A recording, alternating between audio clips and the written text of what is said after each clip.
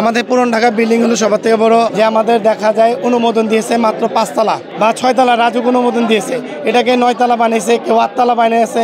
এবং 9 তলা বানানোর উপরে দেখা যায় অনেক ঝুঁকিপূর্ণ, আপনার উপরে দেখা যায় কবুতরের ঘর বানাইছে, দেখা যায় অবৈধভাবে আলাদা অনেক ঘর বানাইছে, দেখা যায় বিল্ডিং অনেক 7 তলা বিল্ডিং বানাইছে, 8 তলা বানাইছে। রাজুক অনুমোদন কিন্তু 5 থেকে 6 তলা দিচ্ছে, এটা রাজুকও কোনো তোয়াক্কা করে না। আর এইদিকে দেখা যায় জোর করে তারা অবৈধভাবে এইভাবে বিল্ডিংগুলো তুলে ফেলতেছে।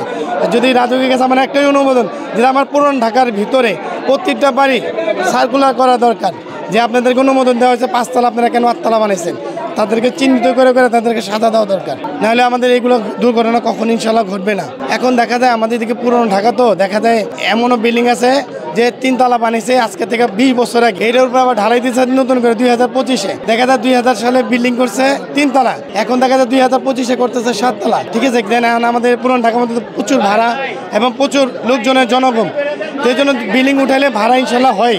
সেই জন্য অবৈধভাবে যার 5 তলা বিল্ডিংয়ের অনুমোদন, তারা 7 তলা বিল্ডিং করতেছে এবং 9 তলা পর্যন্ত আছে আমাদের এরিয়ার ভিতরে, অবৈধভাবে এগুলো করতেছে। রাজুক কোনো তোয়াক্কাই করতেছে না, রাজুককে ওরা কোনো তোয়াক্কা করতেছে না, এলাকাবাসীকে ওরা নিজের মতো কাজ করতেছে। যে দুর্ঘটনা ঘটছে এটা হইতো না যদি আমরা একটু যদি সচেতন থাকতাম। এই দুর্ঘটনা সচেতন হইলো আমাদের পুরান ঢাকার বাড়িওয়ালারা।